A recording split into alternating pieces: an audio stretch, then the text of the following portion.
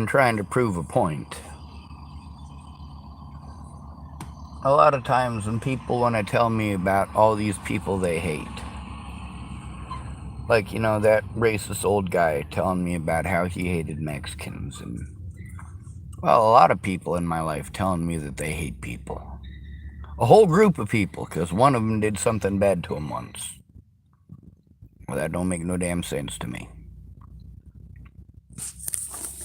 One thing I learned growing up in the system is that, yeah, there are kids who are going to beat me up for the color of my skin. It's just going to happen.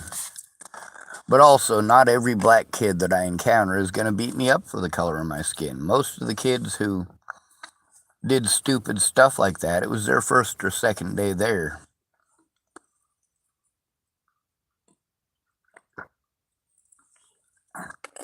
They didn't know nothing about the system. Now then there's, of course, the references that I make. When people tell me that they hate a certain type of people, I always pretend like I hate Canadians. And people go, Canadians? Really? Why would you hate Canadians? And that presents my point right there. Why would somebody hate Canadians? Hating black people is not any more intelligent. Hating disabled people or homeless people is not any more intelligent than hating Canadians. The point in saying that isn't that I actually hate Canadians, because I do not. The point is that it's completely fucking ludicrous to hate an entire group of people. There's actually crime in Canada. See, this is one of the myths that we have in the United States, that Canada is so clean and perfect and pristine, such untouched wildernesses, and the cities are magic cities that were built in the middle of a ice cave or built in the middle of a snowy tundra. We got lots of ideas about that. Well, I'm going to tell you something. There have been a lot of nasty Canadians throughout history. Absolutely. There have been a lot of people from Canada that, just like people from anywhere else in the world, there's good and there is bad. People make good decisions every day and people make bad decisions every day. People make wrong decisions based on having the wrong information every day.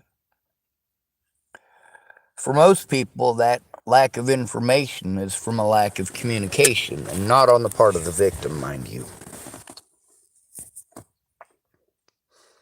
Now then, when I was talking about, the guy who wants to say he can't be racist, he says something incredibly racist, right? And then he wants to say that he can't be racist. His best friend, whose name he's going to have troubles remembering, but his best friend is black, so he can't be racist. And his racist jokes that he's telling, they came from his best friend who's black, so they can't be racist jokes. And when he uses the N-word and says, oh, I'm allowed to call him that, he gives me permission, I'm allowed to use that word because my black best friend said so. Well, that sounds all fine and dandy when you're talking to a group of white folks. But that's not going to save your ass in Harlem, so I just would have to highly recommend you steer clear of Harlem. Yeah, I'm pretty sure folks in Harlem aren't going to give two shits about your artificial best friend in Boulder. Yeah, they're just not going to fall for that. And then they want to say, oh, well, I heard these jokes from a black person, so it's all right. So, of course, when I bring this up, and I bring up Canadians, it's because, of course, Canadians are pretty much the poster childs for niceness in the Western Hemisphere.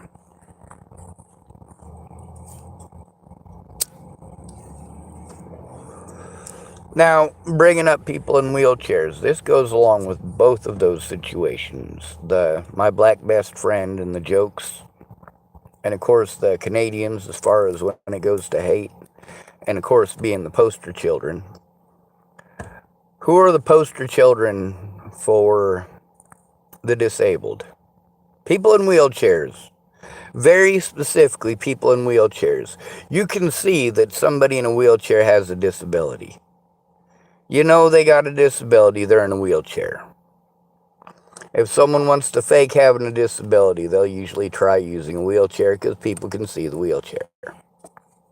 Wheelchair means you're disabled. Even the parking sticker that most of the people I know who are not disabled as far as being in a wheelchair, but their parking spaces that they park in have the poster child for disabled people in America painted right on the parking space. It's a stick figure, a white stick figure in a wheelchair on a blue background. The parking things, I can get a parking thing for this right here because I'm disabled. I'm not in a wheelchair. But that parking thing that I would get, that permit that would allow me to park in the disabled and handicapped spaces, I'm eligible for that sticker. I'm eligible for that tab. I'm eligible to park in that parking space, but I'm not going to go through all that. That's a bunch more bullshit to jump through, and it's not that important to get that parking space, especially when somebody who's actually in a wheelchair might need that parking space.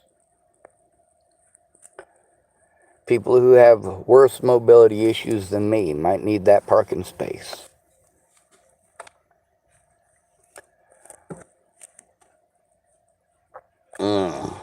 Sorry, I'm taking my shoes off because I don't want to get boot rot. Now, my friend Jeff Baldridge, he's an actual friend of mine who I actually know in real life in Chapel, Nebraska. He's actually in a wheelchair. And he and Wendell McPhee are about the closest I got to good friends in Chapel, Nebraska.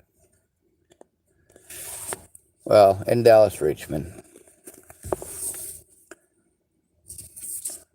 I got to give Dallas his credit where it's due. I really do. Yeah, he did some fucked up shit, and he did scam me there at the end.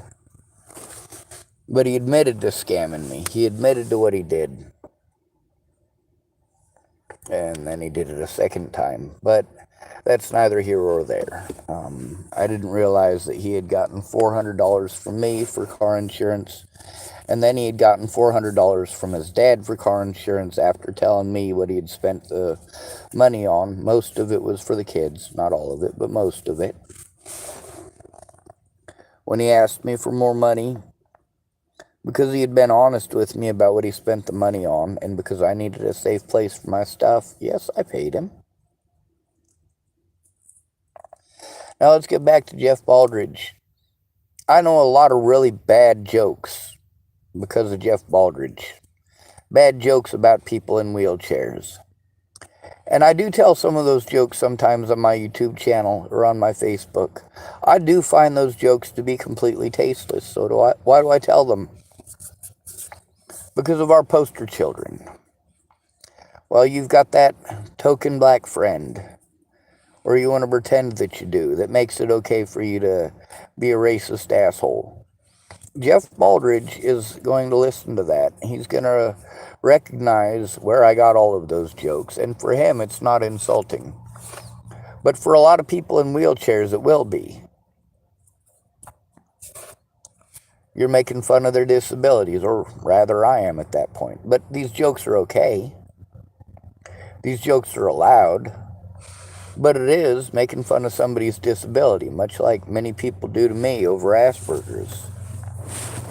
They want to say things like, oh, well, my cousin's got Asperger's and you're not like him. Or, you know what, my best friend is autistic and he's not like you, so you can't be autistic.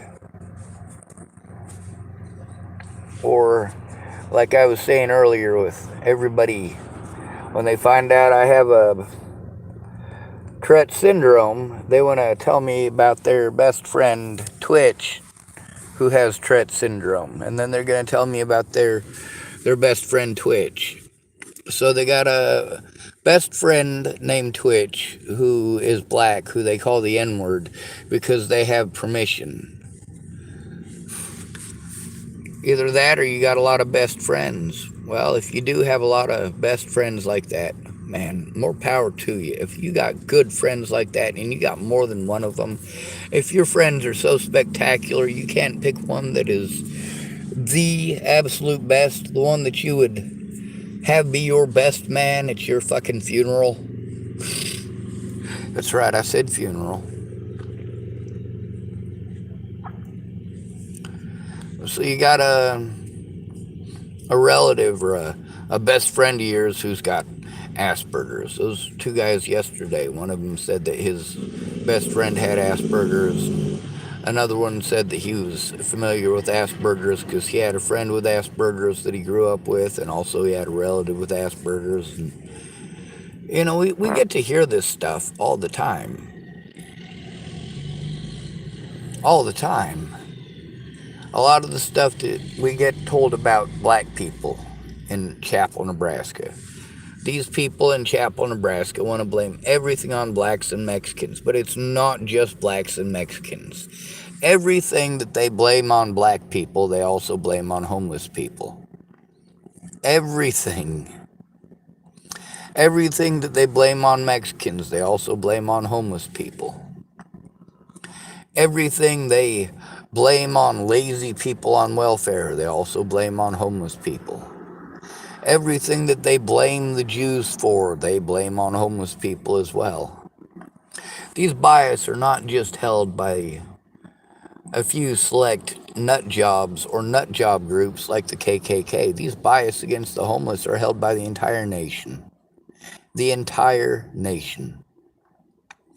That is why the homeless are murdered at a higher rate than any other group in the nation, by a lot.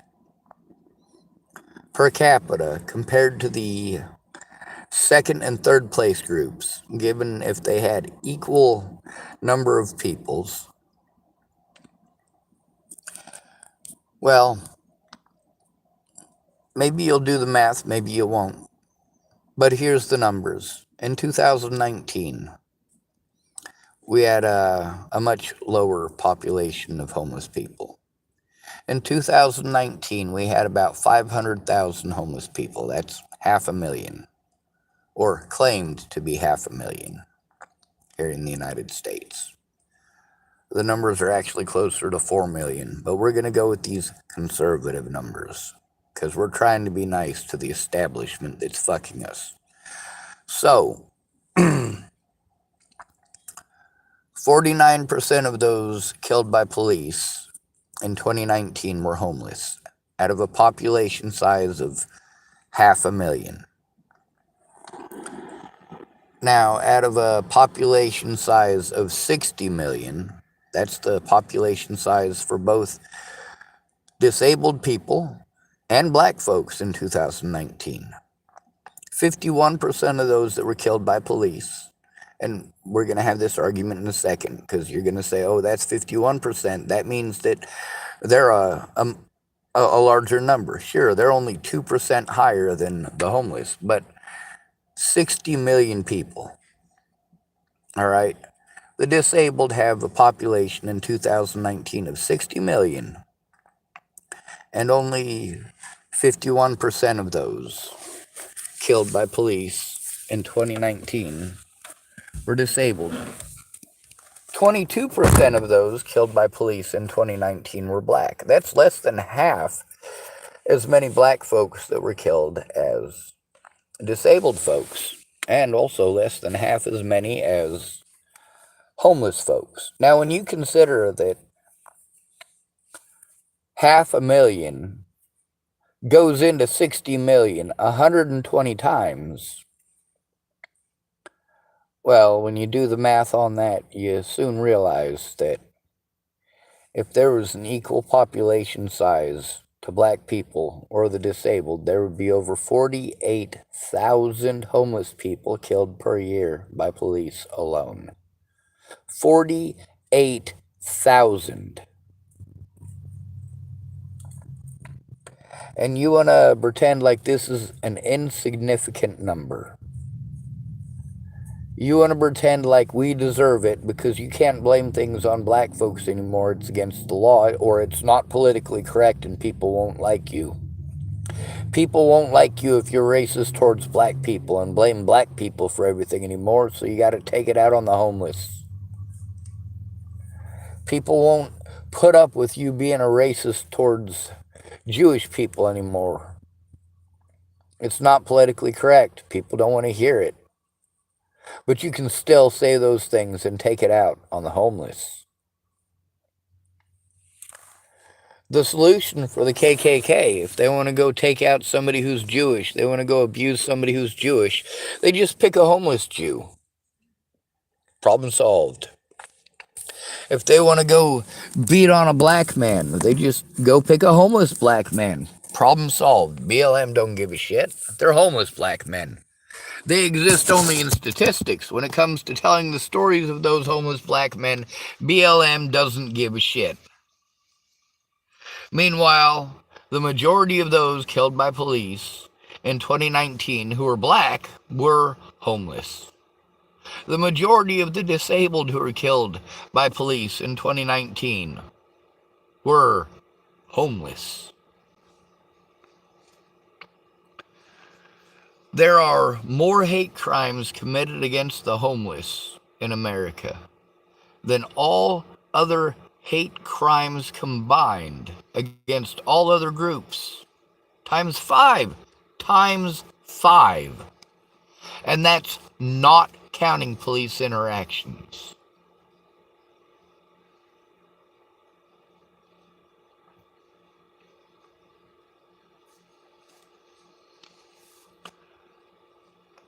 When I stick up for the rights of black folks, it's because I've been denied those very same rights my entire life. When I fight for the rights of female victims, it's not just female victims. Males are victims too. And I speak out about that. And I also speak out about how many of these man-hater groups, posing as feminist groups, are horrible, cruel, and evil to male victims. They tell male victims to go to the back of the bus, or blame male victims just because they're male. They must be a rapist or a child molester or a murderer or a violent predatory abuser because they're male. And they're allowed to teach this hatred and spread this slander. Much like BLM is allowed to do that. Yes, we get lots of examples that we get to see where it is unfair how if we compare certain cases with black people with certain cases with white people, we can show an immense disparity. But also, I got to see the comparisons on the other side where, hey, there's this black man who got away with this, and this, and look at this white lady who got everything that she had taken away because she got a parking ticket. Lost everything in her life over a parking ticket. Or of course much like black folks, they want to take two extremes and show that extreme and then pretend that that is the rule rather than the exception. They want to pretend that the situation with Kyle Rittenhouse, which is an extreme situation where, really, that young man was old enough that in several states he's eligible for the death penalty. And in those states, many of them, he would be facing the death penalty right now for what he did.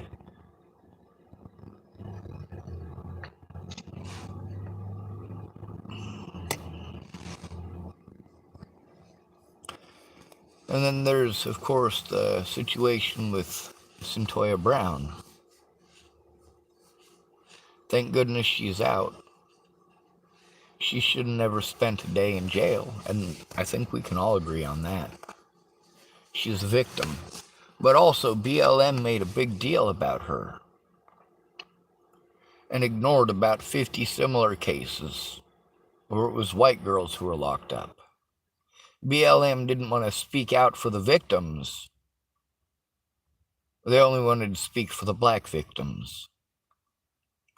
The homeless, we don't have that luxury because some of the victims are black homeless people. We don't have the luxury of doing the back of the bus thing. Down here in the dredges, down here in the dirt, we're all in this together. We're stuck with an influx of the nastiest son of a bitches to ever cross this planet. People who molest children being dropped off among our ranks. And then we're all being treated like we're evil Canadians. Do you like how I put that? If you're gonna blame Mexico, I'll blame Canada. If you're gonna blame Russia, I'm gonna blame the United States. We can play this game all day. At the end of the day, it's just a fucking word game. It's just a fucking play on words. It's just trying to change a word, kind of like, well, what the police do to disabled and homeless males. They call pain compliance. When they do it in Guantanamo Bay, it's called torture, and the international world has a heyday with it. We do it to our own citizens, it's fine. Tear gas is illegal in war, but we use it against our own citizens, and it's fine. We changed the word torture to pain compliance.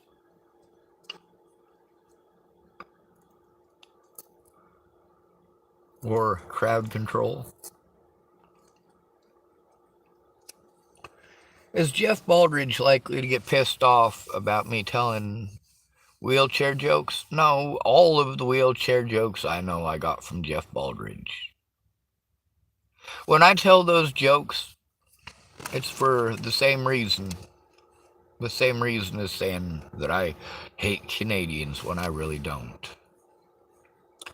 Oh, your token black friend says that that's okay. It's okay for you to use the N-bomb. It's okay for this and it's okay for that.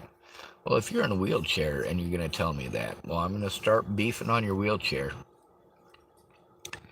If you're a 400-pound man and you're beefing on the homeless, I'm going to beef on your fat.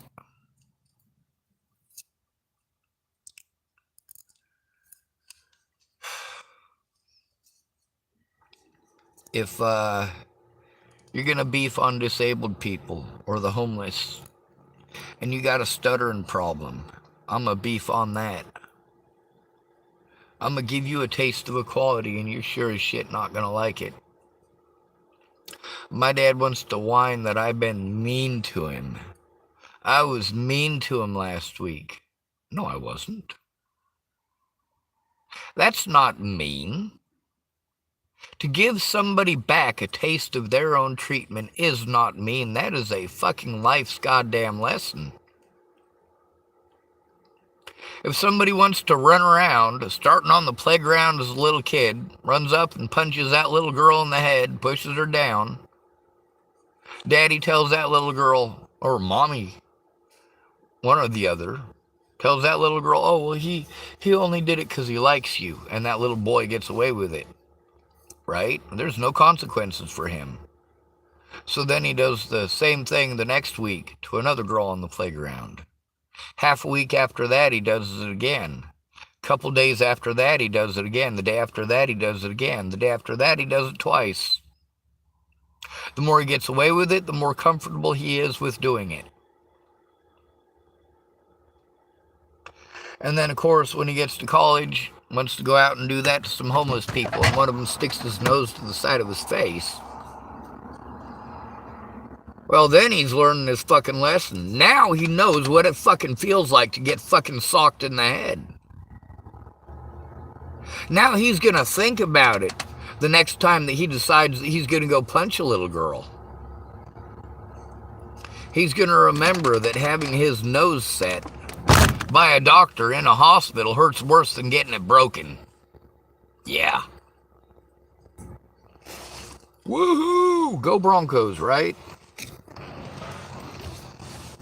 So my references, when I make references to wheelchairs, it's because that's something that you can identify with. You can see someone's disability when they're in a wheelchair. When somebody has issues from severe PTSD, you can't see those. You can see some of the residual effects. And some of those, to the untrained eye or untrained ear, or to somebody who's dumb enough to believe what they're told, well, yeah, I might come across as one of these schizophrenics out here. Might. But if you stop and take the time to look at the evidence, which is what I've been asking for, look at the evidence and help me turn it in. I mean, we can do the whole Matt Stone thing and blame Canada all we want, but realistically, did Canada teach American girls this crap or teach American boys this crap? No, this is homegrown.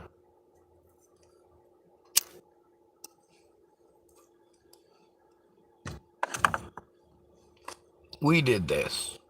Mexicans didn't do this. Canadians didn't do this. Ukrainians didn't do this. Russians did not do this. Americans did it to themselves. Divide and conquer, folks. You've been divided, you already lost.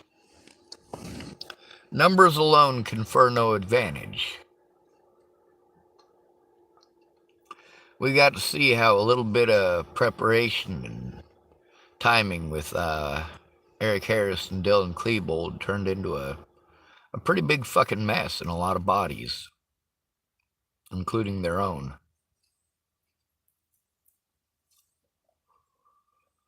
Imagine if they had the information in my head. Imagine if they knew how to make .3 bombs.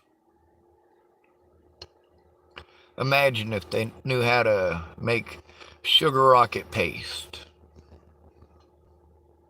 and knew how to increase the oxygen content in it to the point that it became an explosion or an explosive rather than a propellant.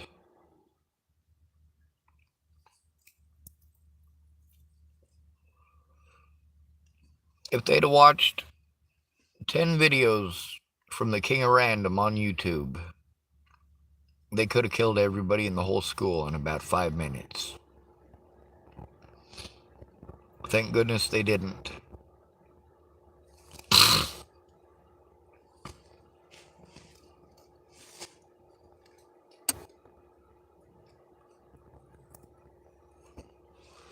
When I bring up the examples of rape, that's because rape, just like many of the crimes that were committed against me, rape is a heinous crime. So are crimes against children and crimes against the disabled and crimes against the elderly. I'm not the elderly and I'm not a child, but I am an at-risk adult. I am a disabled adult who cannot function, who cannot take care of himself. I'm able to speak. Most days, that's all I'm capable of doing. I have exactly my phone as my tool to work with most days. My phone and my car. Most of the electronics that are full of evidence that I have to sort through and get turned in, I can't plug in my desktop in my car and make it work. It just isn't going to work. I don't have some special adapter for my laptop so that I can plug it in my vehicle and make it work.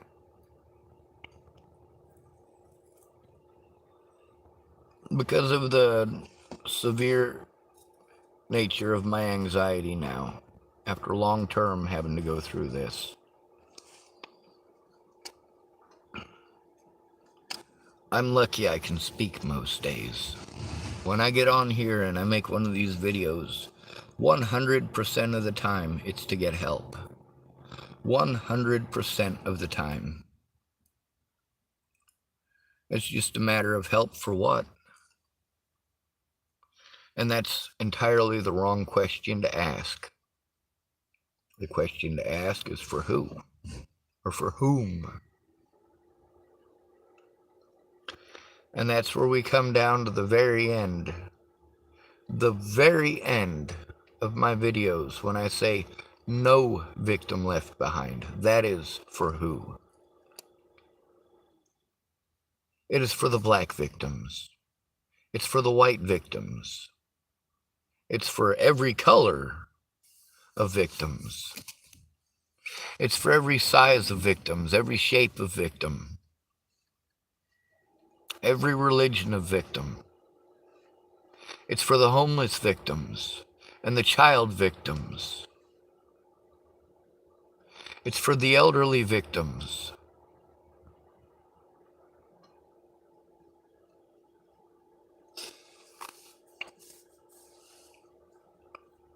Yes, the children always come first. But for me, it's the children. I don't have any of my own, so the tactics that were used to threaten, harass, and intimidate these parents into not helping me, those don't work on me. When these parents want to dip out and kick me in the teeth in doing so because, well, they've been threatened, harassed, or intimidated by my predators. And then they want to come at me like it's my fault that they spoke up without finding out what's going on. Or that they never bothered to find out what's going on. They were too busy giving suggestions and telling me what to do. And there were roadblocks in every one of those situations. And in all of those situations with those roadblocks, there were witnesses to those roadblocks. The roadblocks that were ignored by the courts, ignored by the police, created by the courts and created by the police. And then they wanted to pretend that this was schizophrenic talk. Oh, imagine that. The very people I try to turn in by name get to slander my name. Now my question is, where do any of these people get off on calling me schizophrenic, claiming that I'm schizophrenic, and slandering my name all over, pretending that I am schizophrenic when I'm not? How is it that all of these people got away with it like I said that they were going to? I told you. I spoke up on my Facebook before Natalie was ever killed. I spoke up about all these tactics, about why we have to be afraid to go to the police. I spoke out about the bias and the hatred and the sexism and the racism and how dominant and prevalent it is in our society. I was one of the few who was lucky enough to grow up between 1975 and 1995. What happened in between there? It's called full integration. Not only did we have full integration starting in preschool, where we have black children with white children in preschool, and they're not taught that there's a difference. Yes, we knew racism. We heard our parents using those words all the time. But then again, the kids that we went to school with weren't those people that our parents were telling us about. Those of us who grew up in the 1980s, who actually grew up with minorities in our schools, we knew. We knew better than our parents. Kind of like with Chapel, Nebraska, when I'm always saying, hey, we just need a couple of busloads of black folks and some barbecues. We'll go teach them Nebraskans what black folks is really like, instead of, well, them pissed off because their poser kids are wearing huge Jinko jeans and trying to emulate, well, fiction. Spike Lee fiction. Don't get me wrong, that shit's based on real events. That shit does really happen in Cali. It ain't no joke. It really does happen. But at the same time, I mean, it's fictionalized by Spike Lee. And then Nebraskan kids want to watch that, and their parents are looking at their kids going, why the fuck does my kid want to be a black kid in a really fucked up neighborhood where people are blasting each other? It just don't make sense to them Nebraskans. If we had some black folks there that stuck around for a bit, of course, that's not going to happen. We got too big of a KKK following there because there ain't no black people, and these people are ignorant. These Nebraskan-ass motherfuckers are completely ignorant, and we've got two extremes in Nebraska. See, if you've become of the mind that a black person can't be racist because they're black, and of course black people can't be racist. If you're not black and you're going to tell me that, I recommend that you move to Omaha, Nebraska for at least a year. Good luck. So Nebraska's got two extremes on racism. Also, one of my favorite heroes of all time, Mr. Malcolm X, was born in Omaha, Nebraska. That's right, I was born in the same state as Malcolm X, and that is something I'm fucking proud of.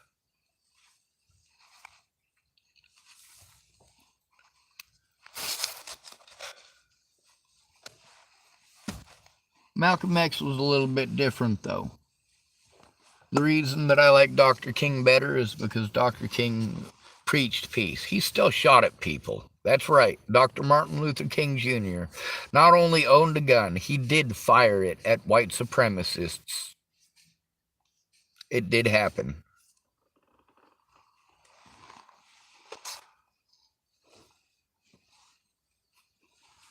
It's actually a pretty good story.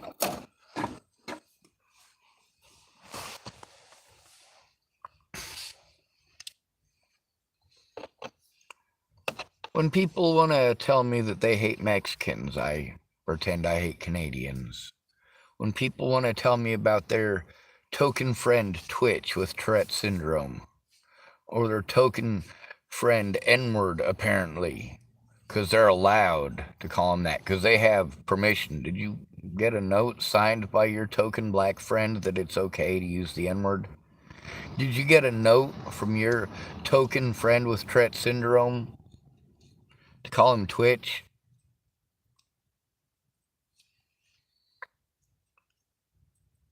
When I make references to people in wheelchairs being expected to crawl upstairs to go to court, or expected to jump over hurdles, told that they have to jump over the hurdles, and if they don't win, well, that's all you care about, isn't it? Not only are you expecting this person to jump through hoops, you're expecting them to win the fucking race against people who don't have those disabilities.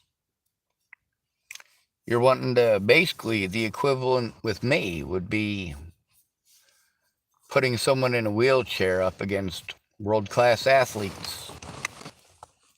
Putting somebody in a wheelchair up against people who are professional hurdlers in the Olympics.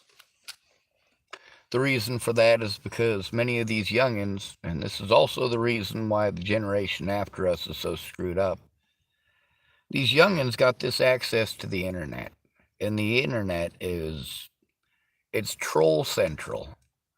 I mean, everybody wants to get on there when they had a bad day and stir some mud up with fucking somebody. And the popular people, they can do that in real life, but the unpopular people go to the internet to take their aggression out on somebody, because in real life, the pretty people and the rich people can do that and get away with it, but you can't.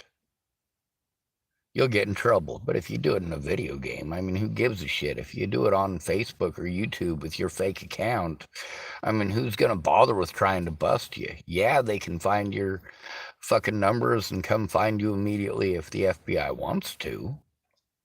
Your IP address is all over everything that you do. It's a matter of, do they give a shit? No, they probably don't.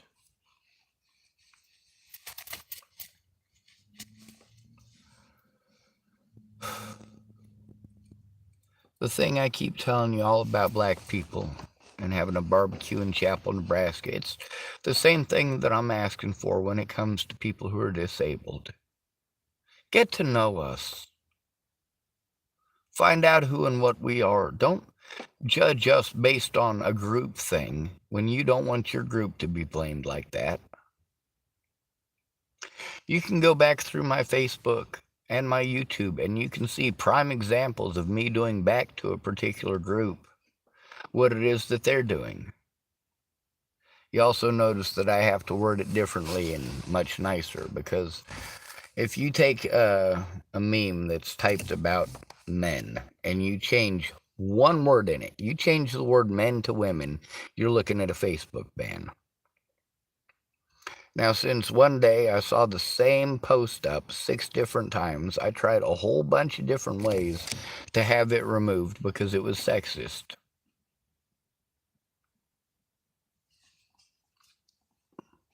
Word for word, changing only one word, it didn't take me 5 minutes for some nut job to have it taken down, because apparently it's sexist if you change one word. It's not sexist to man bash. Apparently Facebook is okay with that. It is okay for you to do those things to men.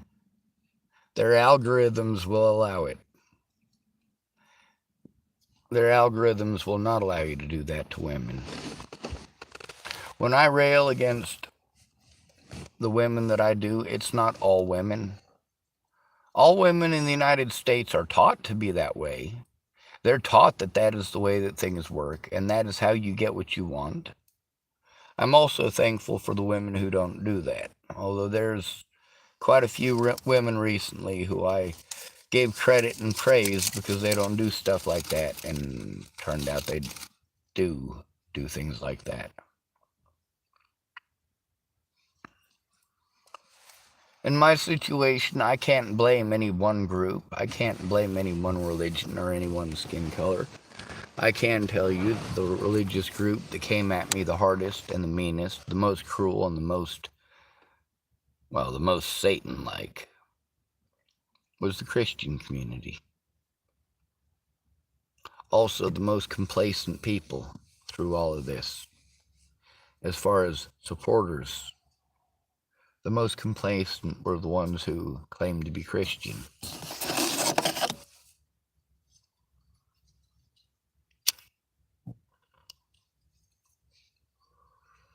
We already been divided. We've been divided into 100 groups with 100 different subgroups. You know, now it's not LGBTQ anymore. It used to be LGBT, and then it's LGBTQ2 plus something. YOB, is that? I don't know what it is. I saw the big long extension down at one of the local pot shops, and my God, that's like trying to remember a computer generated code for your password to get into something. Yeah, this one was not uppercase, or this one was supposed to be uppercase and it isn't, or this is supposed to be a 4 but you accidentally typed an H. You can't remember if it's an H or a 4. Huh. Or part of it is similar to an old phone number that you have, and because of the sequence, like the difference between 0559 and 0558. So you always type 0559, 0559, and you do it like 30 times, and you've memorized the rest of it perfectly, but you're off by one number, and you're pissed off because it just won't work. You get to see how people out here get agitated, how certain people are allowed to get agitated and certain people aren't. You get to see the severity of how the police treat the situation based on whether it's a homeless person that calls them or somebody in a house. You get to see how they send a bunch of officers out for stuff that you don't need a bunch of officers for, so that they can try to make things look bad or even worse for the homeless community. They want to impress upon you the things that you want to hear. You want to hear that the homeless are all horrible monsters, and you want them off the streets where you don't have to see poverty. Meanwhile, you want to bitch about living in poverty while you're living in a fucking house. You got people who are helping you to pay your bills, and you are working together. So I'm not sure what the hell you're bitching about. I guess I'm just not understanding how it is that you can project all of this privilege onto the most victimized people in the country. How a homeless person is magically white privileged enough that the police won't fucking blast them without hesitation. They'll hesitate before they shoot a black man, because if they shoot a black man, well, it's going to be on the news and people are going to care, and BLM will fucking post the shit out of it. Well, unless they pick a homeless black man, in which case, yeah, we got a bunch of folks in BLM who, they want to push this argument. Obviously, when I was trying to explain about how Samuel Leon Lawrence IV, Zaid Atkinson in specific, was not targeted for the color of his skin. He was targeted because the police assumed that he was homeless. And by the time that they realized that he wasn't, it was too late to back out. And the comments from black folks, well, they were not what you might expect. Their comments showed and reflected very much a hatred from the African American community. Why do I say African American instead of black, especially knowing that there are black people all over the world, not just from Africa? Because it's another one of those things that you're just going to spout ignorance like that at me. Kind of like the blaming Mexicans for everything. African American ain't a very good description. It's a horrible description. Now, if someone chooses to be called African American instead of black because for them politically correct, as they are from Africa and want it to reflect their African heritage, well, I can try to do that, but I can't do that for everybody. How the hell am I going to remember every single one of your acronyms? I can't possibly remember all of that, but we can establish a basic set of ground rules for humanity. What constitutes a human being and what constitutes human rights? When it comes to equality, we do need to be equal. And if we're seeing homeless people as not human beings, or black people, or Mexicans, or white people, and we're taking part in this divide and conquer crap, we're shooting ourselves and our own causes in the foot. You ain't gonna convince me to turn Christian by threatening me in the name of Jesus. I've read the book. You haven't, obviously. Threatening to kill me in the name of Jesus and then telling me to go to church. I need more Jesus in my life. Oh, no. More Jesus like your Jesus? No, I'll pass. I will pass on that. Because what you showing me ain't Jesus. I've read the Bible. That ain't Jesus. That shit that you're showing is hate. Like, of course, that Cora Bowers lady wanting to get a hold of me after Natalie was killed and threatening to cut off my balls and slit my throat. And she's Canadian, by the way. That's right. She's Canadian and Christian. Wanted to accuse me of being a devil worshiper and threatened me a whole bunch. And then she had her friend get a hold of me and claim that I was harassing her friend out of nowhere. I'm like, I got the screenshots. I have the shit that Cora Bowers sent me. It's in screenshots. It is saved. It is on my Facebook. It is on my YouTube. And you might find this funny, but her nut job friend who got a hold of me to harass me afterwards, I think her name was Karen. I don't hate everybody named Karen. Not even close. I don't believe that every Karen is a Karen. I do know that in the homeless community here, we have 2 people that we're supposed to go to. Laura is our community liaison. She's supposed to be our homeless advocate. And she's a meth addict. She's also the one who actually does useful things for the community. In between her issues with her drug addiction. Her boss, her name is Karen. And her boss is useless. She's never been homeless, doesn't know the first thing about being homeless. And of course, she works with our local predators to help them get away. We can't have that.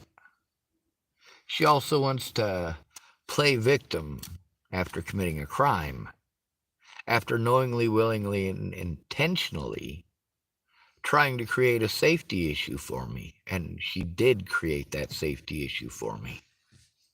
Being harassed by the cops everywhere that you go is no fucking fun. Being harassed by the cops because you're trying to turn in people who broke the law is no fucking fun.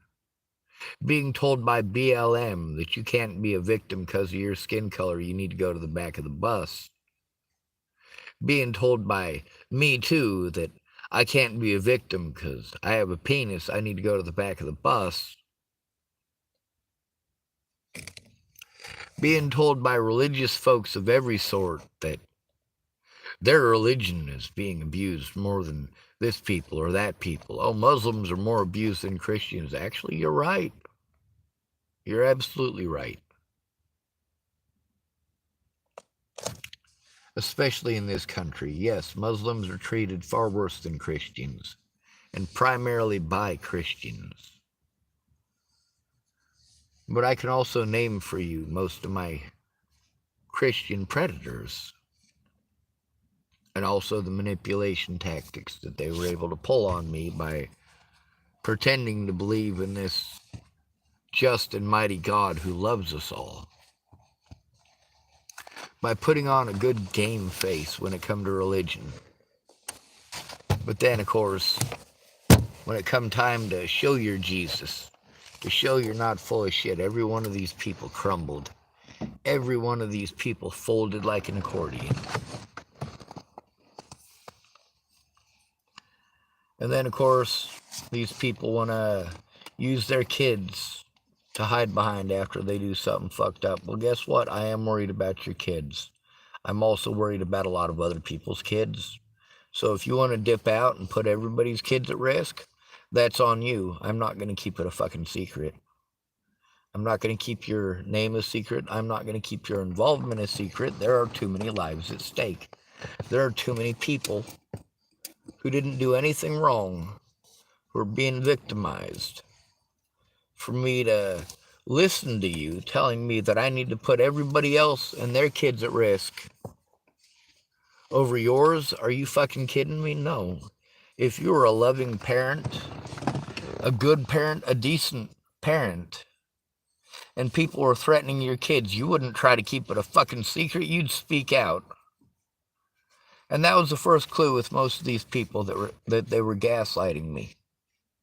When they said that they would help how I needed, and then there's always some excuse why they can't. Wanting to hide behind their kids for their excuse to not do the right thing, to not keep their word. Or, of course, hiding behind a bogus death. There's also people that...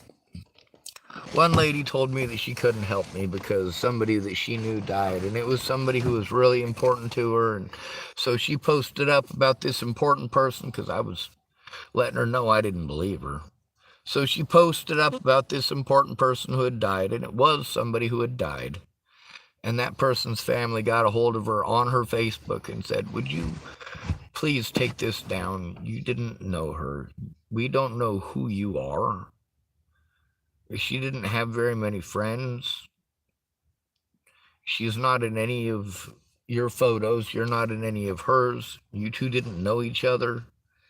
It turned into about I don't know, 20 or 30 different messages between this lady and the family of the lady she was pretending that she knew. The reality was that lady found out about me through a Natalie Bollinger site, wanted to get a hold of me and offered to help me and promised she was gonna. And then every time it came to time to keep her word and to actually do the things she claimed she was gonna do, something fucking happened. I think she's had cancer 3 or 4 different times. 3 or 4 different cancers. There was another guy, he used his mother died twice. Like, dude, your mom died 1.5 years ago. How could she be dead again? Oh, no, that wasn't my real mom. That was my, well, obviously. And now they're going to start telling a story about how their best friend is black. About how they have a best friend with Tourette syndrome and they call him Twitch. Yeah. Divide and conquer, boys. Divide and conquer. You already lost, BLM. You lost for the same reason that the KKK already lost. You're blaming the wrong people.